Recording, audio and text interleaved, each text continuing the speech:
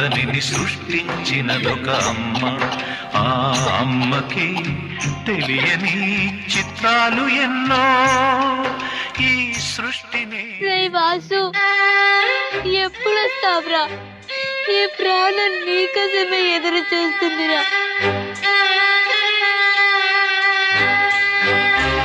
త్వరగా రారా, త్వరగా రా.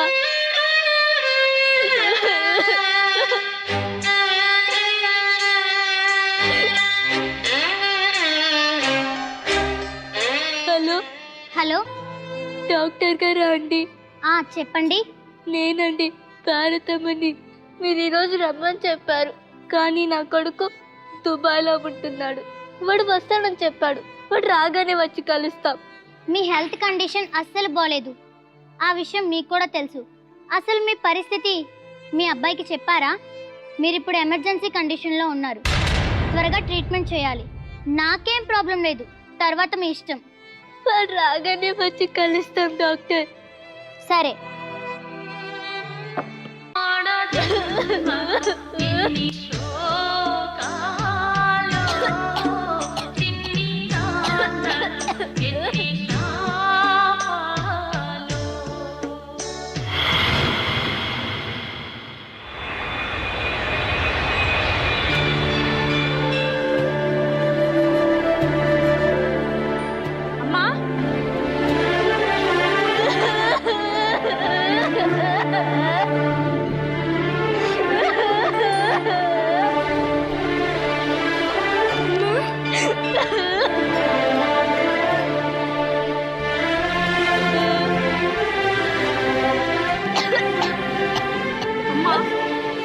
ఏంటమ్మా ఇలా అయిపోయావు?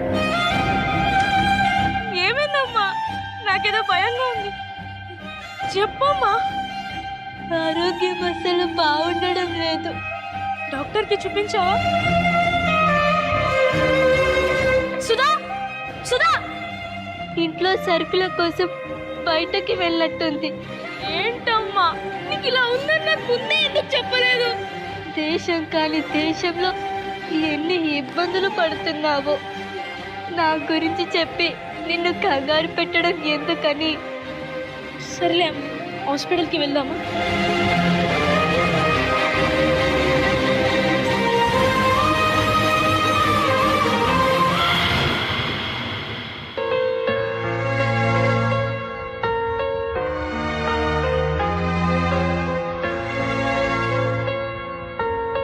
డాక్టర్, కూర్చోండి. మీరు? నా కొడుకమ్మ ఈరోజు దుబాయ్ నుంచి వచ్చాడు. మీ అమ్మగారి కండిషన్ మీకు తెలుసా? ఉద్యోగాలు డ్యూటీలు ఇంపార్టెంటే, కాదనట్లేదు, కానీ కుటుంబం కూడా ఇంపార్టెంటే కదా. మీరు వచ్చే వరకు ప్రాణం ఆగుతుందా? కొంచెం కూడా రెస్పాన్సిబిలిటీ లేకపోతే ఎలా అండి? సారీ, నిజంగా నాకు తెలియదు డాక్టర్. తెలుసుంటే ఇలా నెగ్లెక్ట్ చేసేవాడిని కాదు. మా అమ్మ అంటే నాకు ప్రాణం doctor. Okay okay, cool down. మా అమ్మగారు, మీరు కాస్త బయట వెయిట్ చేయండి.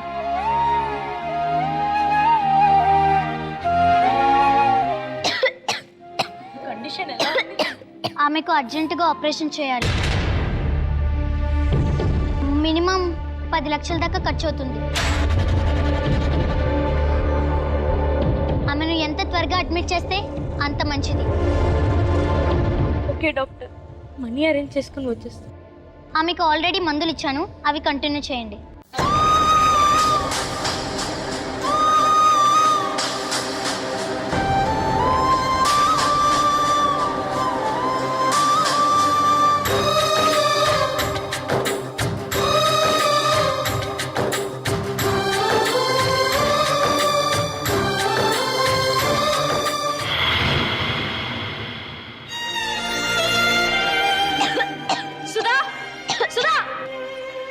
ఎంతసేపు అయిందండి వచ్చి?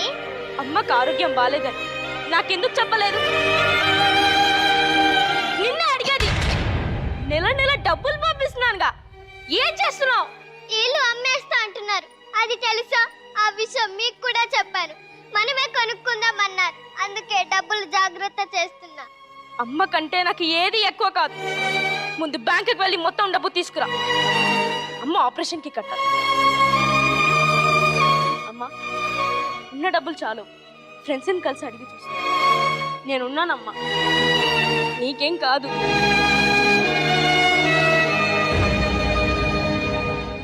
బాధపడకమ్మా. నాకు ఇలా ఆరోగ్యం బాగాలేదని తెలిసేసరికి వాడు అలా కంగారు పడుతున్నాడు అంతే.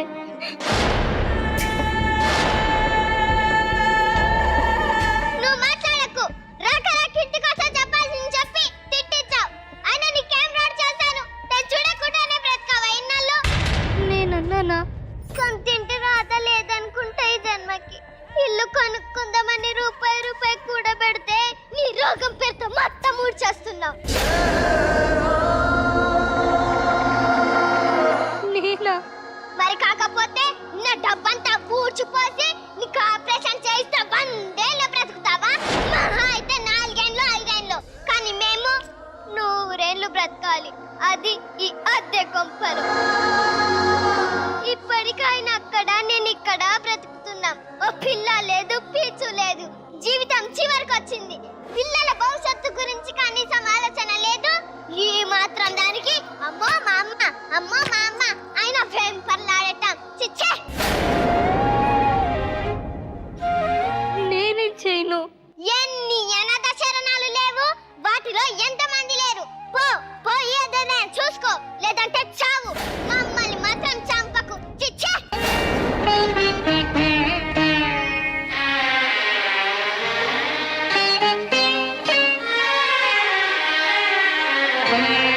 ఇదేలే తరతరాల చరితం, జ్వలించే జీవితాల కథనం.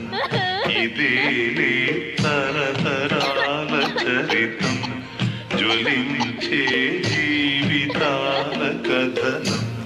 పగేమో ప్రాణమయ్యేనా, ప్రేమ లేదు. నా కోడలన్న దాంట్లో తప్పేముంది? ఇప్పుడు నేను బ్రతికి మాత్రం ఎవరిని ధరించాలి? నా బిడ్డల భవిష్యత్తు నాకు ముఖ్యం. వాళ్ళ జీవితానికి ఆనందానికి నేను అడ్డం కాకూడదు. ఎవరి తలరాత ఎవరు రాస్తారు? దైవమున్నాడు, నడుపుతున్నాడు, నడుపుతున్నాడు.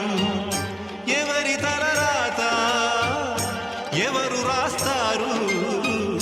దైవమున్నాడు, నడుపుతున్నాడు, నడుపుతున్నాడు.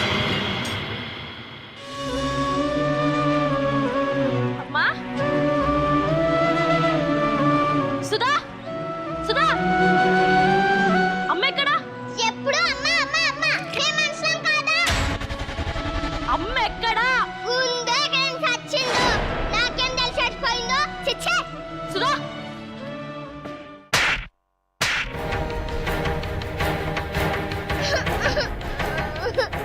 నాకు చెప్పకుండా మా అమ్మ ఎక్కడికి వెళ్ళదు. నువ్వే అదా ఉంటావు.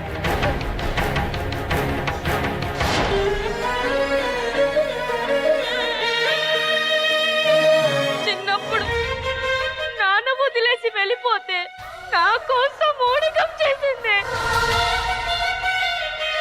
నా కడుపు నింపడానికి రాలెత్తిన కూలి అయ్యింది. నీలాగే అన్నాడు నా సుఖం నాకు ముఖ్యం అని ఆలోచించి ఉంటే మా అమ్మ వేరే ఒకరిని పెళ్లి చేసుకొని వెళ్ళిపోయి ఉంటే నేనెక్కడ ఉండేవాడినే? తనలాగే నన్ను పనిలో పెట్టకుండా 4 ముక్కలు చదివించబట్టే నన్ను నిన్ను పోషించుకోగలుగుతున్నానే. నా కోసం తన జీవితాన్ని త్యాగం చేసింది మా అమ్మ.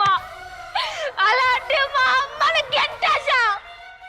నువ్వు ఒక అమ్మవై ఉంటే నీకు తెలిసేదే ఒక్క అమ్మ విలువ.